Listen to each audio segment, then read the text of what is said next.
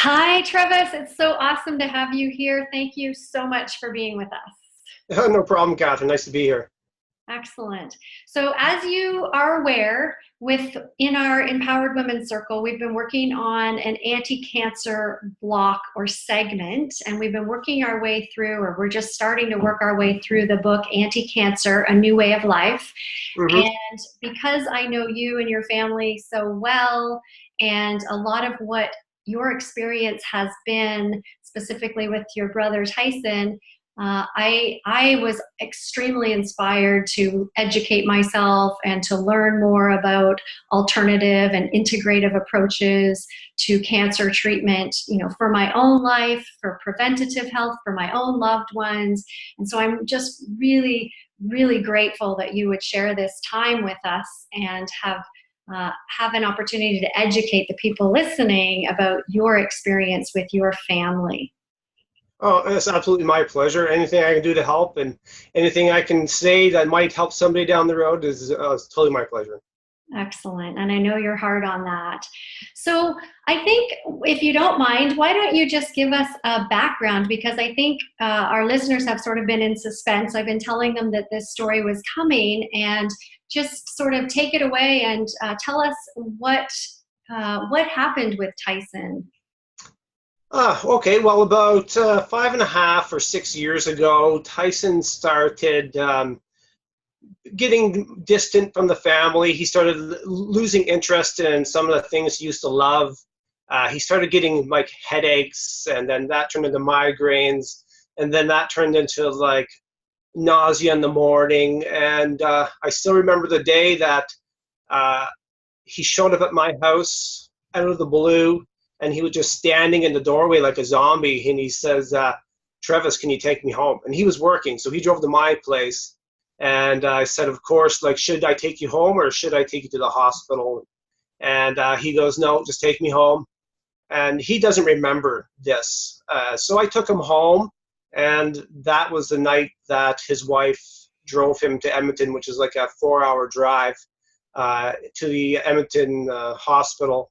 And that's where he got admitted, and eventually he was told that he had a tumor. Wow. So it was, some of what you described was sort of a change for him, sort of a change in a little bit change in personality. And then it seemed to get to an acute situation where he just didn't seem like himself. Definitely, he wasn't himself. Even the people that we worked with, they were noticing. They were wondering, what was wrong with Tyson. And so there was, it, I guess, the personality change is what everybody kind of noticed the most. It Wow. just wasn't himself. And then like the physical symptoms showed up after, and it happened pretty quick with his type of cancer. So. Okay. And so what type of cancer did he ultimately, what did he ultimately get diagnosed with? He gets diagnosed with stage 4 GBM, glioblastoma multiforme. And he had kind of one of those weird genetic markers in his where it actually could leave the brain and travel through his body. And so it was a very fast growing tumor. He went from being able to walk and talk to unconscious at the hospital in like 3 days. So Wow. very, yeah. Okay. And so walk us through, so his symptoms kind of came on, sort of over time, but then fairly quickly at the end, and then he was admitted to hospital. And then do you recall, or were you privy to some of the tests that the doctors did, just briefly? Well, we were kind of like, well, I'll kind of backtrack a little bit. He was taken to our local hospital in Cold Lake, Alberta, a few times, and you know, they were misdiagnosing him because I don't know, they just didn't think of, I don't think nobody really thinks of brain cancer. But at first it was like, okay, you got a flu. Then it was like you have depression, and then it was, you know, one thing after the other, but nothing worked. And the turning point was, like I said, is like he was a zombie, a walking zombie. He wasn't himself. And so when Chris, his wife, took him into the emergency room at the U of A hospital, we were just lucky enough. There was a doctor on that was on call in the emergency ward that was listening to Chris tell the nurse all his symptoms. And just so happens this doctor, that was his specialty. And he knew exactly what was going on. And he said, "You're coming with me." And he was admitted that night. He had a CAT scan that night, and they found a tumor. It was a grape-sized tumor and kind of in the front of his head. And from there, it was a quick progression. They wanted to wait the weekend because I think they were admitted on a Thursday. But on Saturday night, the tumor was growing so fast that Tyson went unconscious, and they actually had to make emergency surgery that night. Wow. Yeah. Okay, emergency surgery. I had forgotten about that. So that happened really rapidly. Very rapidly, yeah. Yeah. And at that time, what were the doctors suggesting was his prognosis, or what would be the expected outcome of his treatment plan? Well, at that time, they said, according to the CAT scan, they should be able to go in and, for what they could see, get it all out with surgery. And they didn't really talk about treatment plans after that. They wanted to wait for the biopsy to come in and have a true prognosis. But the doctor that did the operation, Dr. Fox, but after the operation, felt very confident that he got it all, and that he didn't think at that point in time it was stage 4. But coming back, got the prognosis back, it was stage 4, and he didn't get it all in the surgery. I think they end up getting like 95 to 96% of it, but some of it they just couldn't get. Okay. So that, Yeah. a chunk inside. And what little I remember about brain surgery, that these tumors kind of have fingers that can sort of stay behind, and it's kind of almost, I don't want to say impossible, but almost impossible to get all of it because of the need to take so much normal tissue. Yeah, exactly right. And that's what the one part he couldn't get. He couldn't get that one little vein or one little finger that was kind of going, growing right into the center of his brain. Wow. Yeah. And how did your brother recover from his surgery? It was quite miraculous. The doctor was saying with a surgery like his and the amount of matter they took out, he'll have to learn how to walk again, learn how to talk again. We were expecting, quite the fight after surgery. But he came out of surgery smiling and talking. He was back to his normal self, and it's like, even the doctors were amazed, like, this doesn't happen. They said this doesn't happen. So I think he was up and walking like 8 hours after surgery. Like it was like, don't want to say a miracle, but almost like a miracle, right? So yeah. So he was all bandaged up and walked, obviously on very heavily medicated, and we had to basically try to keep him in his room, in his bed, because he's a talker, he's a walker, so it was funny. Yeah, he has a mind of his own for sure. Yeah. And so did the doctors think that after the surgery everything would be fine, or did they explain to Tyson what to expect next, or sort of how did the sort of conventional medicine treatment plan go after that? Since he came out of the surgery so well and he was walking and talking, they had high hopes. They were really banking on, I think, that, okay, it's not. At one point, they even thought maybe this might not be a cancerous growth. It could be just a tumor, a non-cancerous tumor. But as far as what to expect, no, they didn't. It was very much kind of open and kind of trial. I wouldn't say trial by error, but maybe they didn't communicate effectively enough about what to expect. Like some of his anti-seizure medications that he was on really kind of messed with his mind. He would see things very, in his words, very dark things, and which he didn't expect and nobody expected. So there was a few points in the hospital, like 2 or 3 days after his surgery, we were called by his wife if we can come to the hospital and try to calm Tyson down, because he was just seeing too many things. So yeah. So Okay. that was a scary part for everybody. Right. And not knowing and not being prepared for And that. not being prepared for that. Yeah. Probably the hardest part. Yeah. Well, not the hardest, but one of the hardest parts. So they put him on some anti-seizure medication and probably some post-operative, medications for brain swelling and those kinds of things. Did they talk Yeah. about chemotherapy or radiation? Did they talk about how, did he now go back to a normal life, or was he expecting that he should kind of get his affairs in order with a stage 4 brain cancer? Like, what kind of conversation was there? Well, at that point in time, we weren't 100% sure. So of course you have to stay positive, and everybody's like, okay, we're not going to freak out until we know, what are we dealing with? So at that point in time, it was, okay, we had a task in front of us, and that task was to get him better. And we just took it one step at a time. And I think within 4 or 5 days, maybe 6, he was actually back home. And he was told to, take it easy. The thing is, he wasn't really told a lot of what he could do for himself either. It was just like, go home and wait until prognosis, and then we'll deal with it after that.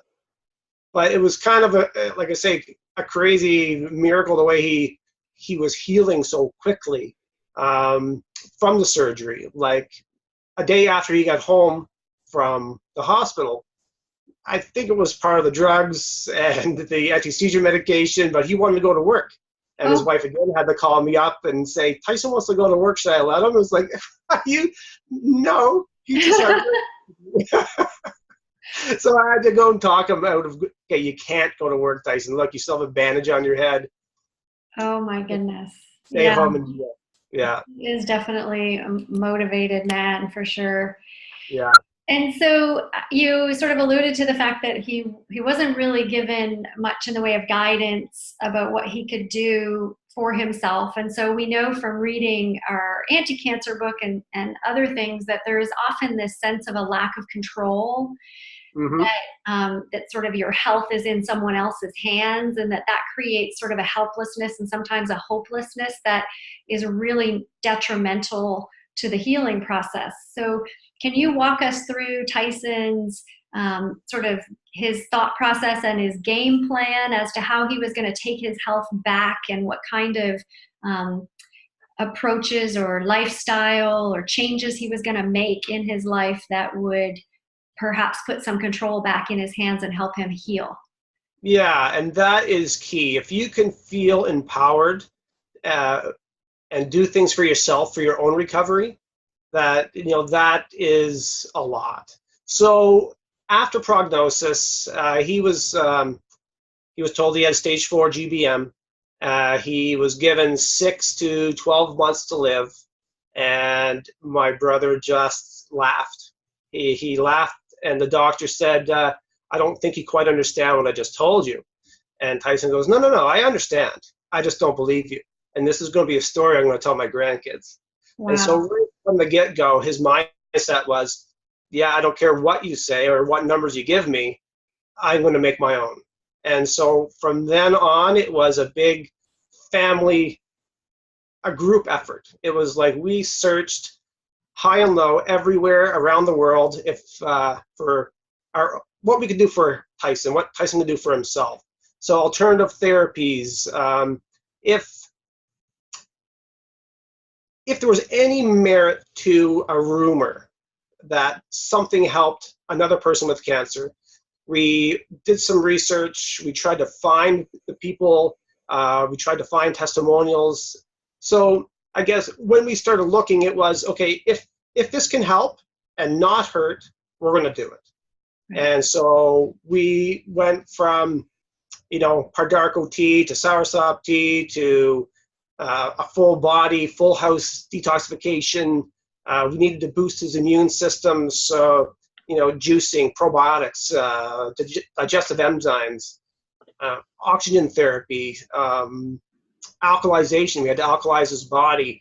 So it was a full 180-degree turn in lifestyle. emotional, like spiritual support, meditation, and optimal nutrition. You can't put one over the other. They all go hand in hand. So out of those kind of 7 concepts, that's what we based his approach around. Okay, so I kind of jotted as we were talking, but I'll get you to just check me on this.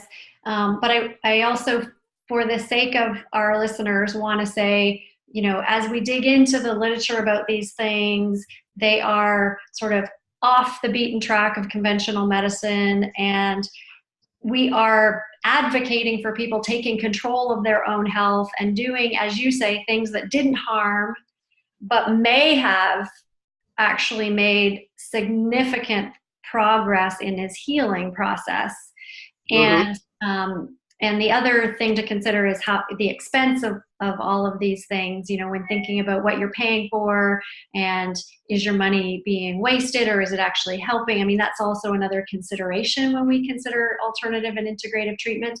But I just want to be clear for people that there isn't one thing that we can say, yeah, this is it. It sort of was this combination of things. And so detox, boosting his immune system, oxygen therapy, alkalization, which is a word I have really hard time saying, emotional and spiritual meditation, optimum nutrition. Did I hit kind of all of them? Yeah, and they kind of all go under one category, and that's like non-invasive cancer strategies. Okay. And within that, there's other strategies you can do that are non-invasive, like different protocols that you can find. You can spend money, or you can find ones that you can just do at home yourself. So. Wow. And so in order for Tyson and for you as a family effort to determine that an alternative therapy, and I like the word integrative, but either way, alternative, integrative, complementary, in order for a therapy to be something that Tyson wanted to do, how did you as a team decide that? Because there's so much out there. There's a ton out there. And so you can research the heck out of all these things, and you can find pros and cons to both. So what we did was, okay, has it helped somebody before? Anybody, even one person. If one person said, hey, this helped me, and it didn't hurt me, well, why not try it? Yeah. And it didn't cost a complete fortune. And or it cost something that you could afford or didn't have to go into debt for necessarily. Oh, exactly. Like most of these things that Tyson didn't cost anything. Wow. Right? It was just, instead of buying this type of food, you're buying that type of food.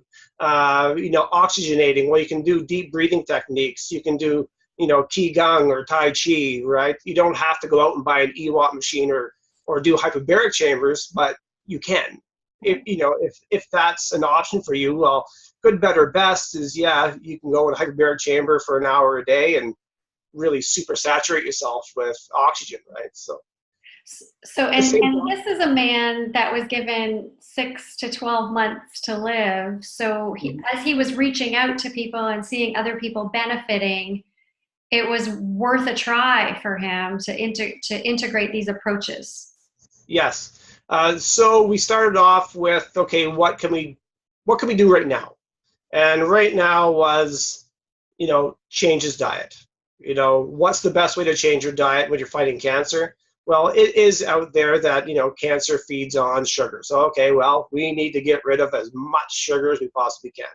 So he basically went on a raw vegan diet.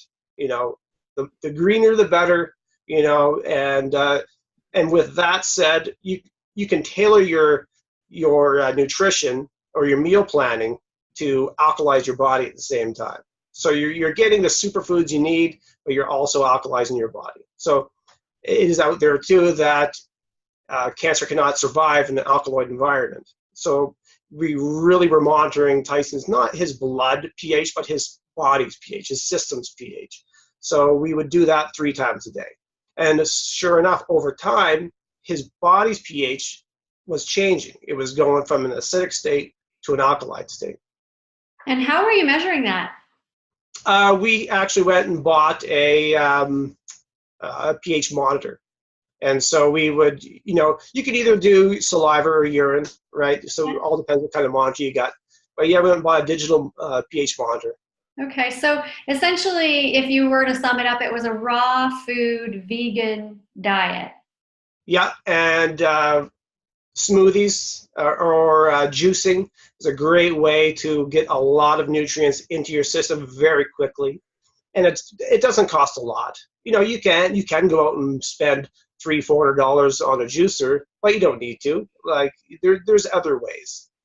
So lots and lots of, colorful fruits and vegetables, lots of antioxidants that we've been hearing are in those fruits and vegetables, and cutting out sugar or cutting out processed sugar and added sugars, processed foods. Yeah. So with the colored fruits and vegetables, it was very limited on the fruit side because they're high in natural sugars. So all the colored foods were colored vegetables. So it was very much a raw vegan vegetable diet. So it's a very bland diet because you're adding certain spices on there like turmeric and pepper, and but when you're fighting for your life, you'll choke down anything, and that's exactly what he did. He was religious about it. Woke up in the morning, he had his routine. We made up a meal plan, and he stuck with it. Wow. And then it was okay. Let's move on. Okay, we got our nutrition down. What's next?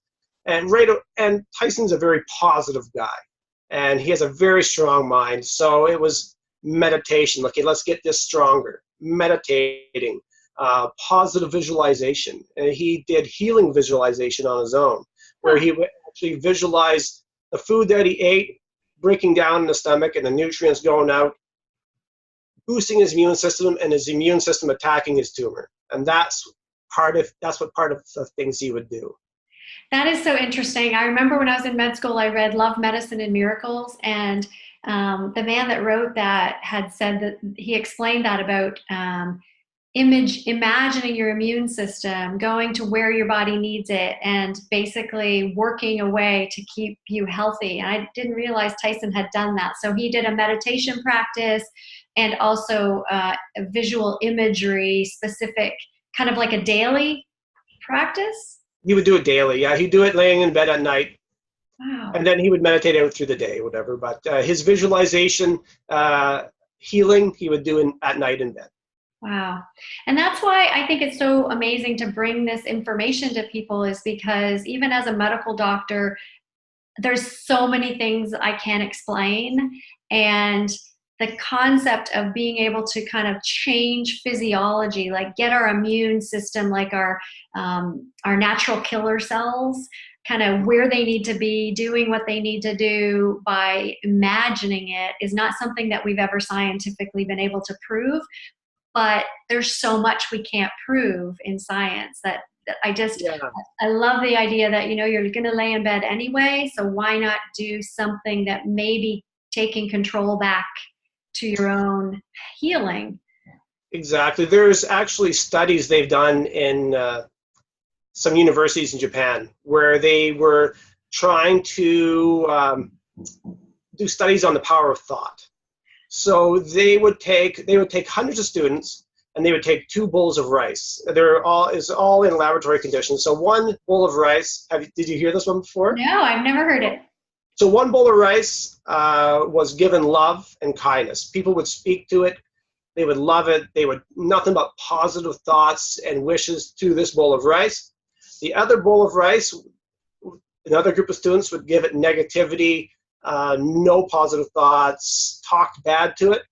And 1 bowl of rice stayed white and fluffy and no change for a week or more. And the other bowl of rice, it started getting dark and degrading within days. Wow. So they did a bunch of these kind of tests, and they started doing tests in nursing homes. And so it's very interesting, the power of the mind.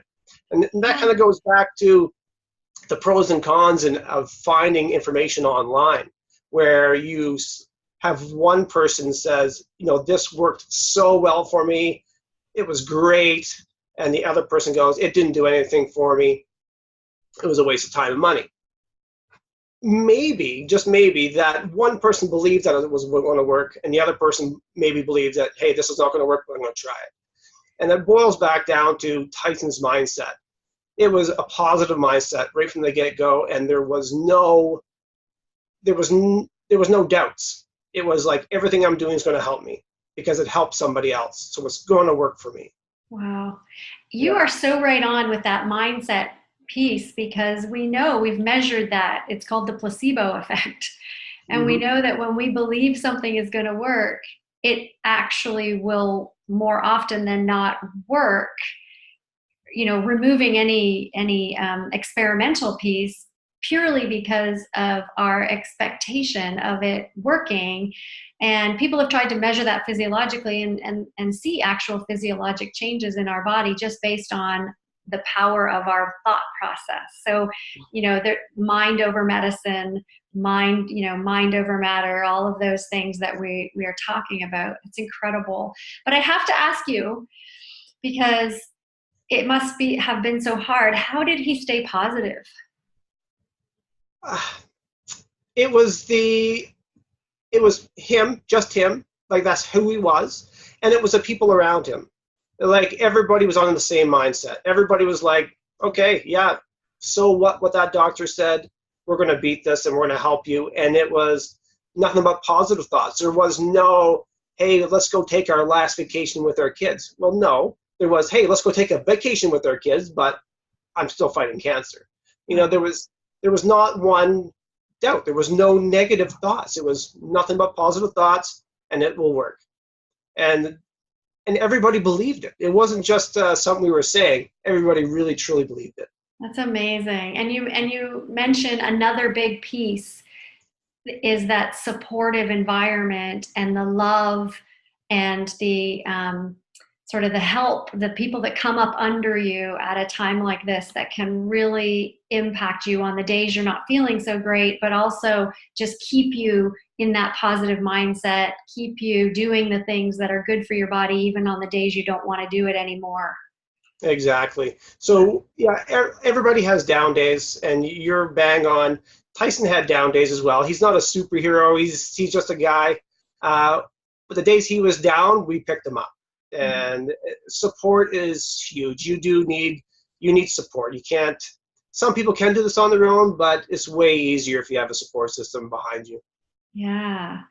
And that's so interesting. There are studies that we're going to be talking about a little bit, where people who, even if they have a bad diet, which I don't recommend, but they're in these social networks where they're, having their meals among friends on a regular basis, even if they're, having their wine and their food. There's these communities in Italy, actually, that they've studied, and they've shown they don't eat necessarily super healthy stuff, but because they're in these environments where there's love and support, acceptance and fun and laughter, their health outcomes and health measures are actually better than other environments. So it's such a key piece, and Tyson is so fortunate to have had that around him.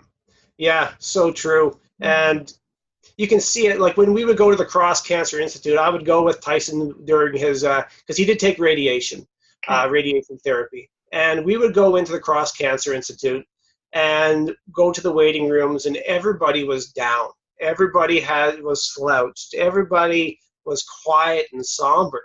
When like Tyson and I would walk in, we would be like happy and cheerful and trying to bring everybody up that was around us. Next thing you know, in the waiting room, there might be 20 people, and everybody's chatting. Everybody's starting to laugh, and everybody's starting to have fun, to the point where people in other waiting rooms would walk from theirs and come down to where everybody was chatting and having fun with it, right? Wow. Which I think maybe also part of the piece about how you and your family really want to help other people. I mean, that just gives a good illustration of how you have right from the beginning wanted to share what you're learning and how you're working with Tyson's diagnosis and extending that to others who need it as well. Exactly. Like, it was probably 6 months after Tyson's diagnosis, where he was actually feeling really good, and things were looking very well for him, that we got a call out of the blue from this guy that we didn't know. He was a guy from Medicine Hat that said, hey, you guys don't know me, but I heard that you have, he said, you beat your terminal cancer. I have terminal cancer. Can you help me? Tell me what you did. And it was like, absolutely. And he was a guy, I'm not going to mention his name, but he was a guy that went through traditional cancer treatment, and they couldn't give him any more chemotherapy. They couldn't give him any more radiation. He was done. He was full. He was given 2 weeks to live. We started helping him, and he was a trooper too. He had the exact same mindset that Tyson did, and he was doing everything we told him to do. And in 3 months, he went back to his doctor. The doctor thought he'd seen a ghost. This is his words. The doctor thought he'd seen a ghost, and he goes, how are you still alive? So they did a bunch of tests, and when they did the tests, they found that all his tumors shrank by half. And then to the point where they didn't believe what they seen, so they did all the tests again. The second set of tests showed the same thing. All his tumors shrank by half. In the following 3 months, all his tumors were gone. Complete remission. Yeah. Wow. So there's no time where it's too late. You know, obviously the quicker you start helping yourself, the better, but it's never too late. Wow. Yeah, and I will, as a resource and a reference, I will share with our listeners another book called Radical Remission, where a PhD researcher actually documented thousands of cancer remissions and attempted to, just as you just did, attempted to categorize what those thousands of people had done, in basic categories in order to ultimately, we hope, take control back and heal or create a remission where it was never expected to happen. Mm-hmm. So I wonder if you want to sum up some of the key things that you think Tyson did, or that you think that you would recommend somebody do to get a radical result. Well, number one, I would think has to what goes on between your ears. You really need to be in the right space. You really need to believe in what you're doing. The people around you needs to believe in what you're doing. The naysayers, you need to get rid of them in your life, or tell them to come back when you're better. But you need positivity around you. Meditation is huge. That helps you get into the right mindset. And then after that is you really are, you're in a battle. So you have to do the thing. You need your body to help you as much as it can. So that means get your immune system boosted up, eat the right foods, take the right vitamins, gut health, very important. Alkalization and oxygenating they're all, like, you can't put one over the other, but if I would, it would be the mind. You really need to believe. Wow. Yeah. That's amazing. And so along that note, you mentioned that there were times when this was really hard for Tyson, and you mentioned times when it felt like he was just kind of in a big battle. And for the people who, say, don't have cancer but are wanting to learn how to prevent, we now know cancer is considered one of the chronic diseases, and we also know that cancer is considered one of the preventable chronic diseases in a lot of cases. And so we're learning a lot about how much is actually genetic, and we know that it's a whole lot lower than we used to think, whereas the vast majority of cancers are actually lifestyle and potentially preventable. So for even somebody who doesn't have cancer, are there pieces that you've learned from what Tyson has done that you would say, hey, no time like the present, put these things into your life and optimize your health now with X, Y, and Z? Yeah. Okay. So starters, what I would suggest and what we've done is through our research to help Tyson and help other people is you really have to take charge. So how do you take charge? Well, you have to educate yourself. What am I eating? What am I putting on my skin? what is that drug that doctor wants me to take? Question it. Question everything, because you'll be surprised by what you'll come up with. Like the food you eat. We bought this book. It was called What's in Your Food. And all those chemicals on the labels of food that nobody knows what they are, well, this book told you. And I was blown away. Like there's a popular cereal out there, everybody gives it to their children, has 5 ingredients, and 3 of those ingredients are horrible. 1 causes head banging in children, and 2 has known carcinogens. It's like, why do I eat that? And why is that allowed? And so, Right. yeah, why is that allowed in our food system? Well, I was oblivious when 5.5 years ago, I thought I ate healthy, but I didn't. I actually ate pretty bad, even though I thought I ate good. Once you really start educating yourself, seeing what you're eating, you're going to be shocked, and you won't want to eat your favorite treat anymore, because that favorite treat is slowly killing you. Right. Yeah. Right. Yeah.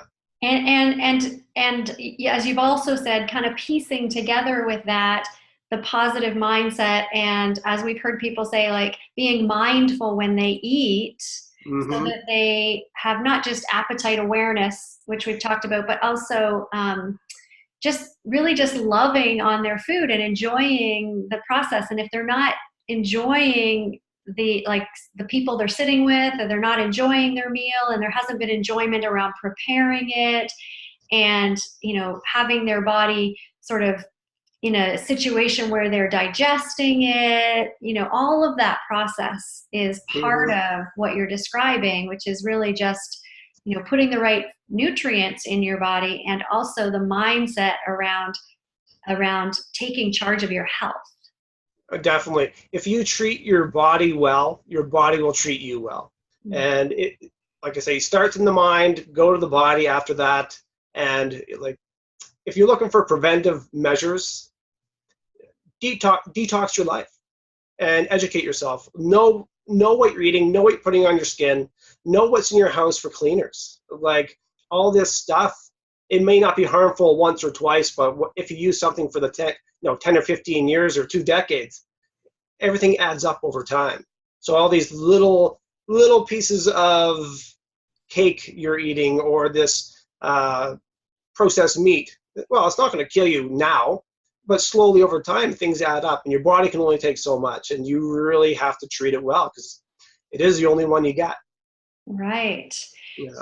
Yeah, and I love that you believe that we believe that what we put in it kind of equips it to do what it needs to do.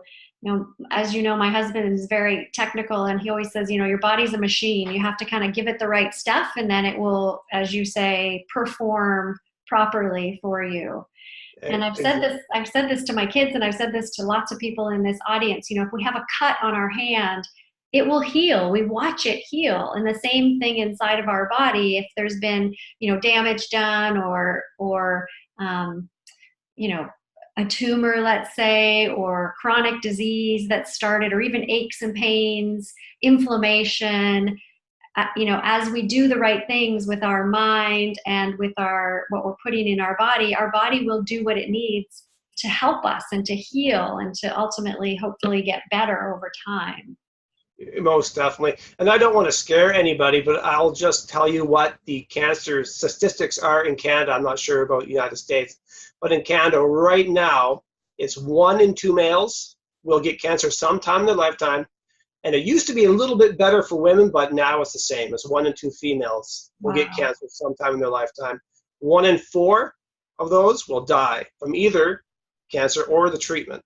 So it's really in your hands. Like if you look at your family, and if you have 6 people in your family, well, the odds are, the stats say, well, half your family will get cancer sometime in their life. So let's turn the stat around and get everybody more educated on what they're eating, how they're living their life, how Yeah. they manage stress, and let's change these stats. Yeah, and that whole piece about stress. I mean, you've already said what's between your ears is most important, and we know the ravaging physical effects of stress for sure. Mm-hmm.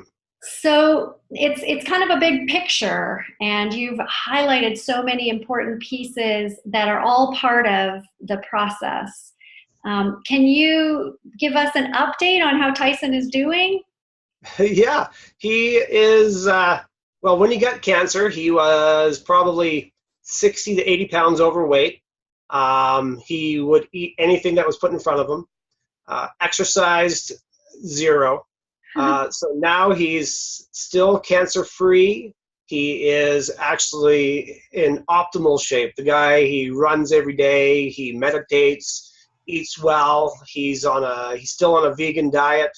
Um, and just loving life. He said getting cancer was the worst and best thing that ever happened to me. Wow. Yeah. And we hear that a lot. I mean, it's unimaginable to me, but I hear that a lot. The blessing of having had such an incredible challenge that really focuses priorities, and those priorities being physical health, but also mental, emotional, spiritual, and then just relationships with the people we love, and how Hmm. sometimes they're, that wake up call has really up leveled someone's life. And wouldn't it be nice if we could all do that without that wake up call, if That's right. possible? Yes. Learn from other people's mistakes and go with it. So Tyson's getting cancer. It affected him and his family, but it also affected so many other people that looked at him and went, you know what? I don't want to be in that spot. I don't want any of my family be in that spot. So let's change. Let's do some lifestyle changes ourselves. And Yeah. for myself and my family, we did a 180 as well. And so we're again, if I could go back in time, I wish he would never get cancer. But I'm with him. Is like, you know, in the end, it worked out for the best. It was Yeah. horrible to go through, but for him, it worked out. And all of the people that you and your family have been helping, and now all of the people that are listening here as well, and learning the best ways to treat our body so that it can do for us what it needs to do physically, mentally, emotionally, spiritually, all of that. Yeah, and one thing that I found when I first started trying to help Tyson is I was very naive. I thought I could go to a pharmacy and pick up a big box of stuff that was ready to go, that was there to help people with cancer help themselves. But there was nothing there, absolutely nothing. So it was a big learning curve. There's more and more, like between now and 5 years ago or 5.5 years ago, the information online has just exploded. Yeah. So if you start looking, you can find some really good answers, some really good uh, information out there. Yeah. Yeah. So we just took a little pause, and you were saying that you were hoping that there would be like a bundled package available or something that you could just grab, and that was not the case. No, it wasn't. And so like I said, I checked 5, 6 different pharmacies around the hospital. I knew what I wanted to bring, but it wasn't there. So it ended up being I had to do the research myself. I had to go find these things myself. Um, there wasn't really a lot of help back then compared to now. Like now, there's like people like yourself, and I'm willing to help anybody that needs help. Is like because we hit on a lot of subjects, and to go into depth on each one would probably taken over an hour with detoxification. Totally. So so a person could save themselves a lot of time by talking to you or myself, or there is actually a lot of different coaches out there now that you can find online. So Yeah, that's a really, really key point. And so within this anti-cancer segment that we're doing, we will touch on each of those pieces. But as you say, just really, really briefly, as a way of kind of raising awareness about the immune system and detoxification and oxygenation and the meditation piece and relationships, and obviously the food and nutrition and supplements. Um, mhm. and as you say, you don't, just one by itself is probably not going to have the same benefit or effect as really truly a new way of life, a new way of living life.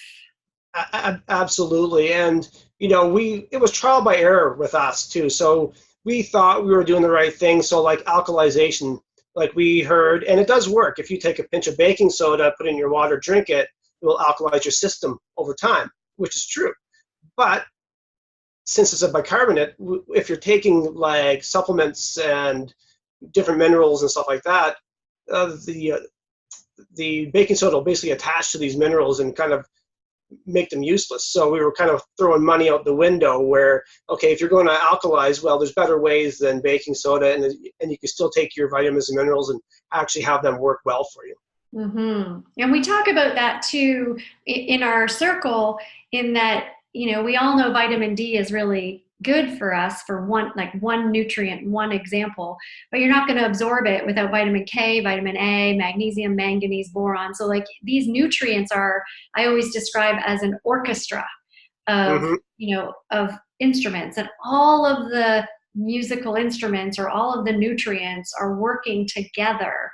And that's one piece. And then we've talked about adding to that the detox, because if you're continuing to expose yourself to pollutants and environmental toxins, then your immune system is having to work overtime on that.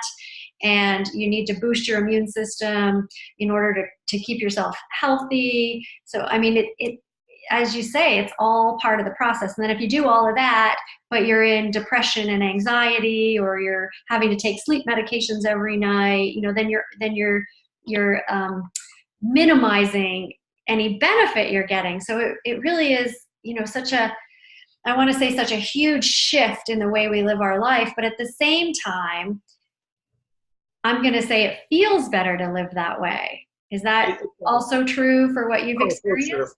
And once you get there, that's just the way it is. And you can't see yourself going back. And you hit on a good point, is like, we were, I guess you can call us virgins to the health world. Like, we were taking vitamins and not even knowing that this vitamin won't even absorb without this one. And, wasted so much time and money with that until we figured it out. We did the research, and then but once you're there, it's an uphill battle, but every day you'll just feel better. And once you start meditating and getting your mind under control and getting your body under control and your cravings and your stress, it's just so much better. You just feel better inside and out. So yeah, I totally agree. I totally agree. And I also want to say, at least from my perspective, that we don't expect perfection of people, and we have bad days too. So yeah. It's not like, we're necessarily monks and living life perfectly. I don't want to speak for you, but I know that to be true for me. Bad days, bad cravings, something bad. But then I always kind of come back to what I know to be true about how to live as healthy as possible. And that's what this Empowered Women Circle is all about, is really being in a supportive community where if we fall off the wagon, we have guidance and support and education to kind of get back on again, and to help each other figure out the best way to go day by day by day. Oh, exactly. That sense of community is huge. Yeah, awesome. Yeah. Well, I am just so grateful for your time today, Trevis, and for you being willing to share Tyson's story. And I'm hoping that, I know you're super busy, but I'm really hoping that you can sort of stick along with us as we go through this anti-cancer segment, and as questions come up and areas come up that you can feed into our knowledge base. Hopefully I can call on you again. And as you mentioned, you don't mind people reaching out and picking your brain and utilizing some of the research you've already done. So I will direct people to you as they ask, if that's okay. Oh, that's perfectly fine. We love doing it, right? This, if we can help even one other person, that's just, it makes it all worthwhile. So, and I would love to come back on if anybody has any questions or whatever I can do to help. Awesome. Thank you so much. Really, really appreciate all of your time, and we'll talk to you again soon. Bye-bye. Okay. Bye.